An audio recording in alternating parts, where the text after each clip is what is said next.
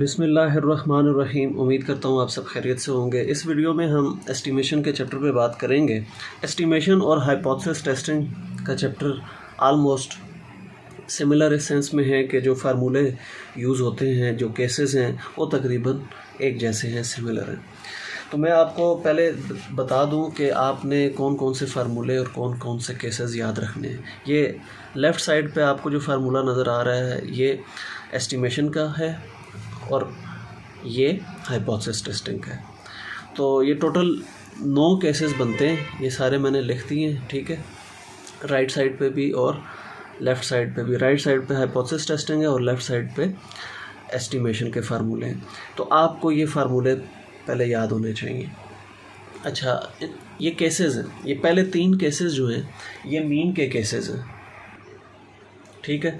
ये वाले 3 केसेस, ये मीन का कॉन्फिडेंस इंटरवल है और ये 3 केसेस मीन की टेस्टिंग के केसेस हैं, ठीक है। अच्छा, इनकी कंडीशंस होती हैं। ये केस तब लगता है जब ये सिग्मा क्वेश्चन में गिवन हो, नोन हो, ठीक है। ये केस तब लगता है जब सिग्मा अननोन हो। पहली शर्त पूरी होनी चाहिए कि सिग्मा अननोन हो। फिर दूसरी शर्त आ जाती है n greater than equal to 30। इसके लिए भी यही शर्त है, हाइपोथेसिस टेस्टिंग के लिए भी। जो मैं शराइत इधर बता रहा हूँ वही इधर एप्लीकेबल है।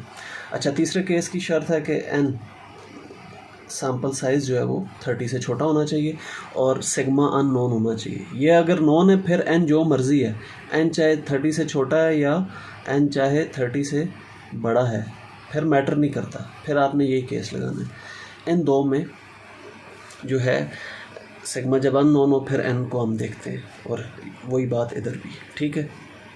अच्छा, फिर ये जो अगले 4 हैं, ये 1, 2, तीसरा और ये चौथा, ये डिफरेंस बिटवीन मीन का कॉन्फिडेंस इंटरवल फाइंड करने के ये फार्मूले लिखे हुए हैं, ठीक है।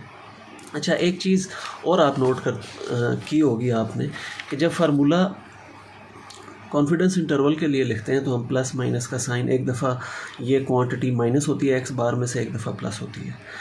और जो ये क्वांटिटी इस्तेमाल हो रही है, यही क्वांटिटी आपको इधर भी नज़र आ रही है। इसको स्टैंडर्ड एरर बोलते हैं, जो हमने सैम्पलिंग में भी सीखी। इस चीज़ को क्या बोलते हैं? Standard error. और एक्स बार का इस्तेमाल इधर है।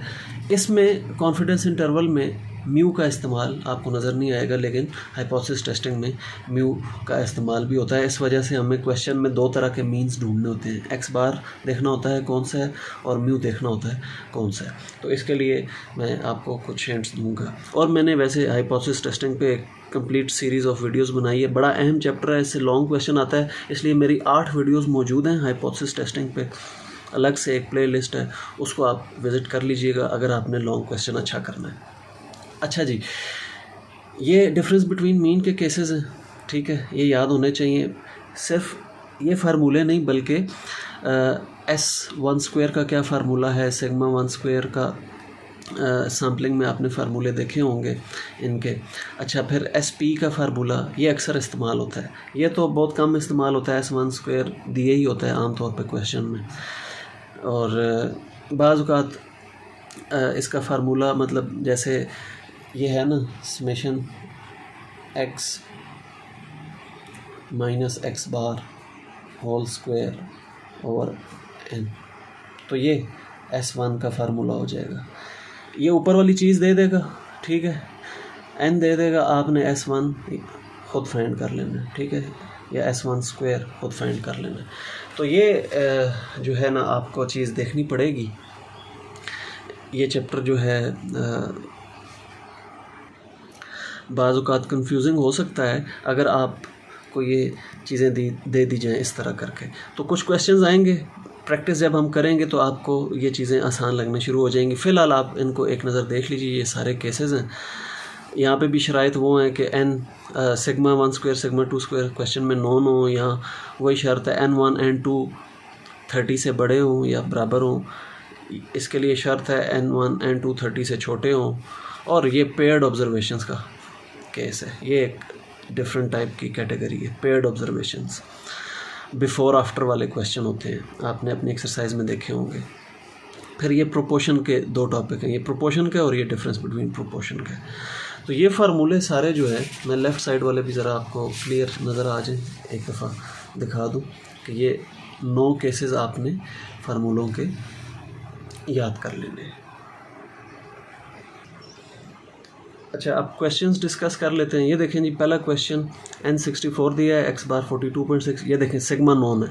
जब सिग्मा दिया गया हो सवाल में तो हम पहला केस लगाते हैं और कॉन्फिडेंस इंटरवल पूछा हुआ है हमसे म्यू के लिए, सारी चीज़ें दे दी हैं। तो ये आसान टाइप का क्वेश्चन है, जब सब कुछ दे दे आपको जस्ट फार्मूला याद होना चाहिए, यहाँ वैल्यूज़ पुट करनी है और कैलकुलेशन करनी है। ये दो जो है ना, एक लोअर लिमिट आ जाएगी कॉन्फिडेंस इंटरवल की, एक अपर लिमिट, और आंसर को इस तरह लिखना है जैसे मैंने इधर लिखा है ना, फिर आपको एक नंबर इस चीज़ का मिलता है। सिर्फ यूँ कैलकुलेट करके ये और ये वैल्यूज़ निकाल के आप छोड़ दें तो बाज़ औक़ात नंबर कट जाता है। अच्छा जी, आगे आइए, ये सवाल देखिए जी। इसमें अगेन एक्स बार एस स्मॉल एन और अब यहाँ 99% कॉन्फिडेंस इंटरवल पूछा हुआ है। अच्छा, ये जो 99% है इसका मतलब है 1 minus alpha is equal to 0.01 है, यानी कि 1 माइनस अल्फ़ा 0.01 है। तो आपने क्या करना है कि टेबल से इसकी वैल्यू देख लेनी है। ठीक है, एक टेबल मिलता है जिसमें ये डायरेक्ट वैल्यूज़ मिल जाती हैं। जी अल्फ़ा बाय 2 की वैल्यू जो इधर इस्तेमाल हो रही है। रहमान का टेबल है एक और एक सना का टेबल है। इन टेबल से आपको ये वैल्यूज़ डायरेक्ट मिल जाती हैं।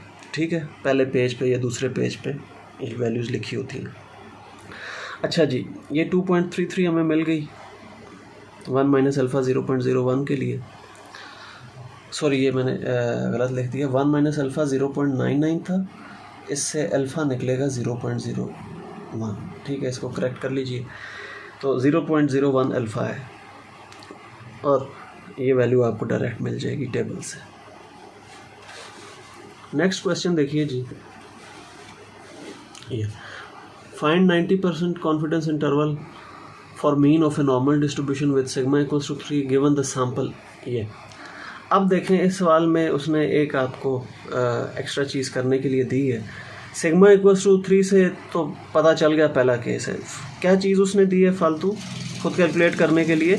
ये मीन, एक्स की वैल्यूज़ दे दी, मीन आपने खुद फाइंड करना है। X bar is equal to summation x over n करके मीन आ जाएगा। उसके बाद वही फार्मूला जो हमने इस्तेमाल किया है पहले क्वेश्चन में, तो वही फार्मूला इस्तेमाल करके ये कैलकुलेशंस कर लेंगे। ये टेबल वैल्यू जो है आपने लाजमी देखनी है, कंफर्म करनी है अपनी उन टेबल से कि जो मैंने इधर लिखी है वो आप कैसे पिक करते हैं। ठीक है, ये सीखना लाजमी है। ठीक है, बाज़ औक़ात यूँ दी होती है और बाज़ औक़ात वो जस्ट आपको अल्फ़ा दे देता है, अल्फ़ा की मदद से आपने ये वैल्यू उस टेबल से तलाश करनी होती है। अच्छा, इस तरह के क्वेश्चन बड़े कंफ्यूजिंग हो सकते हैं, इंपॉर्टेंट होते हैं, जहाँ आपको पता नहीं चल रहा होता आपने मीन का कॉन्फिडेंस इंटरवल फाइंड करना है या प्रोपोर्शन का करना है। तो देखें, in a random sample of 500 items 40 are defective.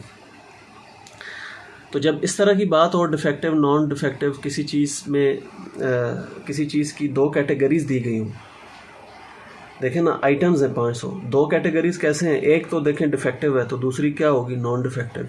तो जब यूँ कैटेगोरिकल डाटा दिया गया हो ना, तो बस आप समझ लें मीन नहीं लगाना बल्कि प्रोपोर्शन लगानी है। ठीक है, डिफेक्टिव नॉन डिफेक्टिव हो सकता है, स्मोकर्स नॉन स्मोकर्स हो सकता है, गुड बैड हो सकता है। तो इस तरह दो कैटेगरीज आपको नज़र आएंगी। एक उसने मेंशन की होगी जिसके लिए कॉन्फिडेंस इंटरवल फाइंड करना है, तो उसने मेंशन किया हुआ है डिफेक्टिव्स के लिए कॉन्फिडेंस इंटरवल फाइंड करें। n इज़ इक्वल टू 500 है, x is equal to number of डिफेक्टिव्स।